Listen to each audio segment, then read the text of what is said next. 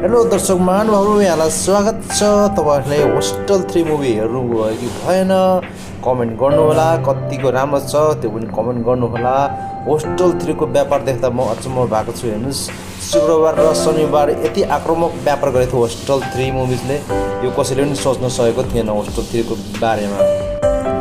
अब यो आइतबारदेखि चाहिँ कस्तो व्यापार गर्छ होस्टल 3 ले त्यो चाहिँ हेर्न बाँकी छ। तर जुन हिसाबले यो अघिल्लो दिनमा यिनीहरूले व्यापार गरेको थियो त्यो हिसाबले 50% अकुपेन्सीमा चाहिँ व्यापार गर्छ भन्ने अनुमान गरिएको छ होस्टल 3 ले। युवाहरूमा एकदमै परिचित टिकटकबाट आएका स्टारहरू, युट्युबदेखि आएका स्टारहरू चाहिँ फिल्ममा कसैले बताएका थिएनन्। तर होस्टल 3 मा कुल वाई र पदम तामाङको बारेमा चाहिँ एकदमै धेरै सकारात्मक टिप्पणी भइरहेको छ। सबैले मन पराएको छ उनीहरूको काम र होस्टल 3 को सबै पार्ट्समा चाहिँ एकदमै धेरै चर्चा छ। सबैले मन पराएको छ यो फिल्मलाई, त्यही भएर यो फिल्म चाहिँ ब्लकबस्टर हुन्छ कि भन्ने चाहिँ आकलन गरिएको छ। सबैले भनेको थियो कि यो टिकटकदेखि आएकाहरू, युट्युबदेखि आएकाहरूले केही पनि गर्न सक्दैन भन्ने थियो, तर त्यो ठिक विपरीत भइरहेछ। फिल्मको स्टारहरूलाई फ्लप खुवाएको छन् टिकटकबाट आएको स्टारहरूले।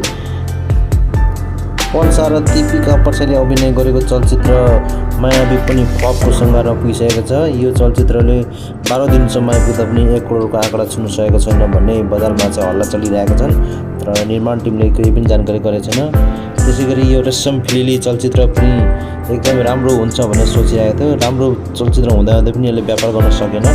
यो फिल्म चाहिँ कमेडी जेनरमा बनाइएको थियो, तर यो फिल्म जति पनि दर्शकले हेरे सबैले राम्रो भने तापनि कोही पनि दर्शक चाहिँ त्यस पछाडि फिल्म हलमा जान सकिरहेका छैनन्, गएर हेरेका छैनन्। त्यही भएर यो चलचित्र पनि राम्रो हुँदाहुँदै पनि यसले चाहिँ व्यापार एकदम कमजोर गरेको छ। सबैभन्दा कमजोर गरेको छन् जुन शिवरात्रिको दिनमा प्रदर्शन भएको 3 चलचित्रमा सबैभन्दा कमजोर यसको व्यापार देखिएको छ र यो चलचित्र पनि एकदम फ्लप हुने सङ्घर्षमा छन्।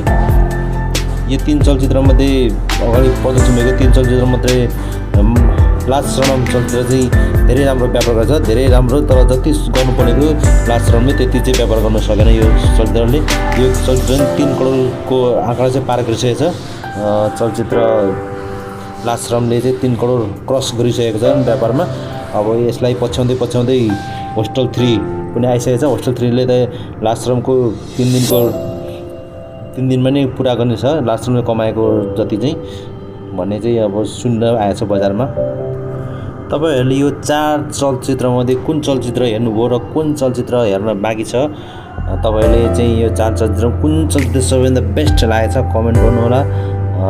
भन्दै तपाईहरुलाई कस्तो लागिरहेछ फिल्मको माहौल अलिक चर्किएको छ, गरम भएको छ हैन, गर्मी चढेको छ फिल्मको माहौल। यो होस्टल 3 मुभी आएपछि चाहिँ एकदमै सोहरू बढिरहेको छ होस्टल 3 को। एकदमै हाम्रो युवा पुस्ताको माझलाई चाहिँ एकदमै यो चलचित्रले चाहिँ आकर्षण गरेछ। तपाईहरुले चाहिँ सिमरन पन्त एकदमै राम्री नायिका हुनुहुन्छ, मलाई त एकदमै बेस्ट लाग्छ उहाँ है। उहाँ त्यसै पुलवाई अनि त्यसै पदम तामाङ चाहिँ एकदमै राम्रो कलाकार हुनुहुन्छ। यति भन्दै अहिले चाहिँ बिदा हुन्छु। जय नेपाली चलचित्र। हस्त धन्यवाद हेरेर साथ दिनुभएकोमा।